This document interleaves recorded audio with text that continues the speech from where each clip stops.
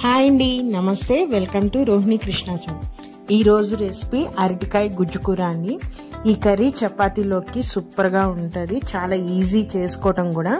ఎప్పుడు అరటికాయలతో ఫ్రై అలా కాకుండా ఈసారి ఇలా కర్రీ ట్రై చేయండి. దీన్ని చేసుకోవడానికి ముందుగా నేను స్టవ్ మీద ఒక హ్యాండీ పెట్టేసుకున్నాను. దాంట్లో ఒక 2 టేబుల్ స్పూన్ల ఆయిల్ వేసుకొని, ఆయిల్ హీట్ ఎక్కగానే దీంట్లోకి ఫస్ట్ ఆవాలు, మినపప్పు వేసానండి. ఈ తాలింపు గింజలు వేగగానే దీంట్లో మీడియం సైజు ఉల్లిపాయలు 2 తీసుకొని సన్నగా కట్ చేసి అవి వేసేసాను. ఫస్ట్ ఈ ఉల్లిపాయలు మనము కొంచెం కలర్ చేంజ్ అయ్యే వరకు మనం వేయించుకోవాలండి. ఒక 2 నిమిషాలు వేయించుకున్న తర్వాత దీంట్లోకి మనం ఇప్పుడు కరివేపాకు వేసేసుకోవాలి. ఒక రెబ్బ కరివేపాకు వేస్తున్నాను. అలాగే దీంట్లోకి అల్లం చిన్నులపాయ పేస్ట్ అండి, ఇది కూడా 1 స్పూన్ వేసుకోవాలి. మనము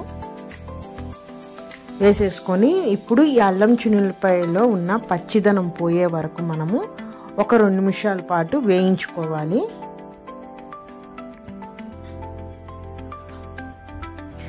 ఈ విధంగా ఒక 2 నిమిషాలు వేయించుకున్న తర్వాత దీంట్లోకి మీడియం సైజు టమాటాలండి, ఒక 2 టమాటాలు తీసుకొని వాటిని కూడా నేను సన్నగా కట్ చేసేసుకొని వేసుకున్నాను. ఇప్పుడు ఈ అంటే అల్లం చిన్నులపాయ, ఉల్లిపాయ, టమాటా బాగా కలిపేటట్టు కలిపేసేసుకొని మనము మూత పెట్టేసుకొని ఆ టమాటా అనేది మెత్తబడికే వరకు మనము ఉడికించుకోవాలి. ఒక 5 నిమిషాలు మీడియం ఫ్లేమ్లో పెట్టుకొని మూత పెట్టుకున్న తర్వాత మూత తీస్తే టమాటా అనేది మెత్తబడిపోతుందండి. ఈ ఉల్లిపాయ టమాటా మెత్తబడితే మనకి కర్రీలో గుజ్జు అనేది వస్తుంది అన్నమాట. సో ఈ టమాటా బాగా ఒకసారి కలిపేసేసుకొని, మీరు టమాటా ప్యూరీ కూడా వేసుకోవచ్చు ఈ ప్లేస్లో, డైరెక్ట్గా టమాటా వద్దనుకుంటే. సో ఈ టమాటా కొంచెం మెత్తబడింది కాబట్టి ఇప్పుడు దీంట్లోకి అరటికాయలండి, వీటిని చూసారా ఈ విధంగా సన్నగా కట్ చేసుకొని వాటర్లో వేసుకోవాలి. లేకపోతే మనం విడిగా కనుక పెడితే తొందరగా బ్లాక్ కలర్లోకి మారిపోతాయి. సో అలా వాటర్లో వేసుకొని పెట్టుకోవాలి. ఇప్పుడు ఆ అరటికాయ ముక్కల్ని ఈ టమాటా మిశ్రమంలో వేసేస్తున్నాను.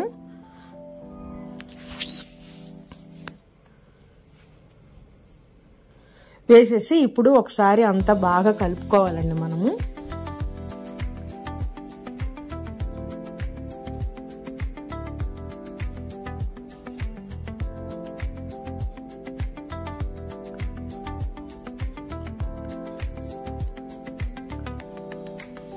చూసారా ఈ విధంగా అంతా ఒకసారి కలిపేసేసుకొని మనము అరటికాయ అనేది కొంచెం మగ్గాలి. సో మూత పెట్టేసుకున్నాము.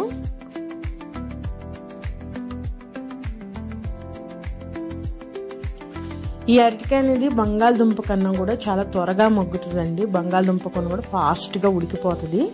సో మనం మూత పెట్టేసేసి ఒక్క 2 నిమిషాలు మీడియం ఫ్లేమ్లో మనము అలా మగ్గనిద్దామండి.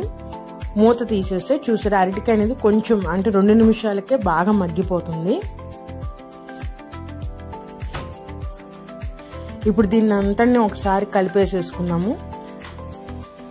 అరటికాయ కానీ ఏ దుంప కూర అయినా సరే కింద అడుగున పడతా ఉంటుందండి. మనం మధ్య మధ్యలో ఈ విధంగా కలుపుకుంటా ఉండాలి. సో ఒకసారి కలిపేసేసుకొని ఇప్పుడు ఈ కర్రీకి సరిపడా స్పైసెస్ అండి, అంటే పసుపు, ఉప్పు ఇవన్నీ ఉంటాయి కదా, ఇవన్నీ ఇప్పుడు యాడ్ చేసేసుకున్నాం మనం. నేనైతే పసుపు ఇక్కడ ఒక 1/2 స్పూన్ పసుపు వేస్తున్నాను. అలానే కారం అండి, కారం అనేది మీ స్పైసీ తగ్గట్టుగా వేసుకోండి. నేనైతే ఒక 3 స్పూన్ల కారం వేసుకుంటున్నాను. అలానే తగినంత సాల్ట్ వేసేసుకొని ఇప్పుడు వీటన్నిటిని కూడా ఆ అరటికాయలకి బాగా పట్టేటట్టు కలుపుకోవాలండి మనము. చూసారా ఈ విధంగా కింద నుంచి పైకి మొత్తం తిప్పుకుంటా బాగా కలిసిపోయేటట్టు కలుపుకోవాలి.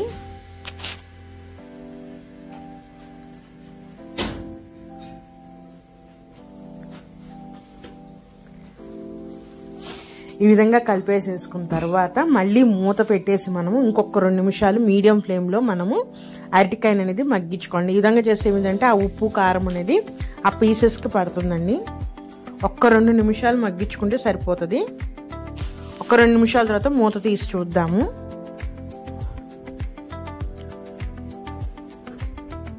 సరే ముక్కకంతా ఉప్పు కారం అంతా బాగా పట్టిందండి. టమాటా కానీ అంతా బాగా మగ్గిపోయినాయి. ఇప్పుడు ఒకసారి కలుపుకొని వీటిని ఎందుకంటే కింద అడుగు పడతా ఉంటుందని చెప్పాను కదా, అందుకని కింద నుంచి ఇట్లా గీరుతున్నట్టు మొత్తం కలుపుకోవాలండి. ఒకసారి కలిపేసేసుకొని ఇప్పుడు మనం గ్రేవీగా కొంచెం ముద్దకూర అన్నాం కాబట్టి ఇప్పుడు దీంట్లో కొంచెం వాటర్ పోసుకుందాం మనం. నేనైతే ఒక గ్లాస్ వాటర్ పోసేస్తున్నానండి.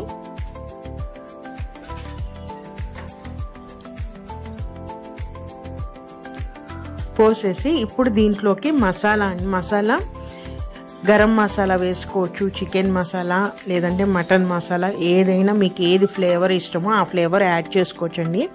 నేనైతే ఇప్పుడు దీంట్లోకి వెజ్ మసాలా అని ఉంటుంది కదా, అంటే చికెన్ మసాలా ఇవి కాకుండా వెజ్ మసాలా కూడా మనకి సపరేట్గా దొరుకుతుంది కంటే అది నేను 1 స్పూన్ యాడ్ చేస్తున్నాను. లేదు మీ ఇంట్లో గరం మసాలా పౌడర్ ఉన్నా కూడా యాడ్ చేసేసుకోవచ్చు. ఇప్పుడు గరం మసాలా వేసేసి ఇప్పుడు దీన్ని అంతా బాగా కలిపేసేసుకొని మనము మూత పెట్టేసి 5 నిమిషాలు మీడియం ఫ్లేమ్లో వదిలేయాలండి కర్రీని. ఈ 5 నిమిషాలు ఏంటంటే ముక్క బాగా సాఫ్ట్గా అయిపోతుంది, అలానే ఈ ఉప్పు కారం మసాలాలన్నీ కూడా గ్రేవీలో బాగా కలుస్తాయి.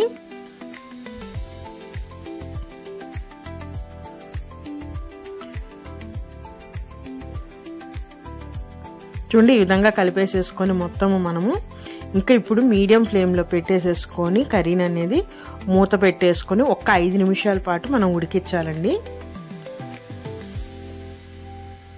కంపల్సరీ మీడియం టు సిమ్లోనే పెట్టుకోవాలి. హై ఫ్లేమ్లో పెడితే తొందరగా వాటర్ పీల్చేసి మాడిపోతుంది. చూసారా 5 నిమిషాల తర్వాత పైన అంతా ఆయిల్ కూడా తేలిందండి. ఈ కర్రీకి ఆయిల్ కూడా చాలా తక్కువ పడుతుంది. మనము ఒక్క టేబుల్ స్పూన్ ఆయిల్తో కూడా చేసుకోవచ్చు, చాలా తక్కువ ఆయిల్ పడుతుంది.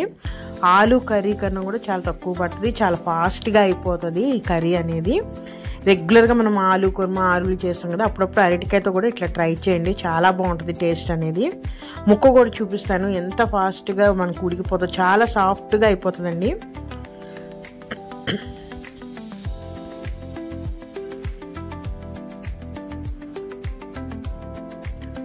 చూడండి ముక్క అనేది ఎంత తొందరగా ఉడికిపోయిందో, ఎంత సాఫ్ట్గా అయిపోయిందో చూడండి.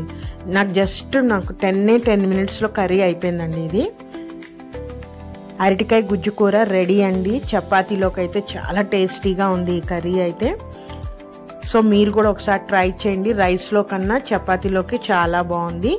మీరు కావాలంటే రైస్లోకి కూడా ట్రై చేయొచ్చు ఈ కర్రీని. నేనైతే దగ్గరగా చేశాను, మీరు కొంచెం గ్రేవీగా కావాలంటే కొంచెం వాటర్గా ఉన్నప్పుడే తీసుకుంటే మనకి రైస్లోకి కూడా బాగుంటుంది. నేను అందుకే చపాతీలోకి కాబట్టి ఇట్లా ముద్ద కూరగా చేశాను. ఒకసారి ట్రై చేసి టేస్ట్ ఎలా ఉందో చెప్పండి. మరి ఇదేనండి ఈరోజు కర్రీ అయితే. మరొక మంచి రెసిపీతో మళ్ళీ కలుస్తాను. ఉంటానండి, బాయ్.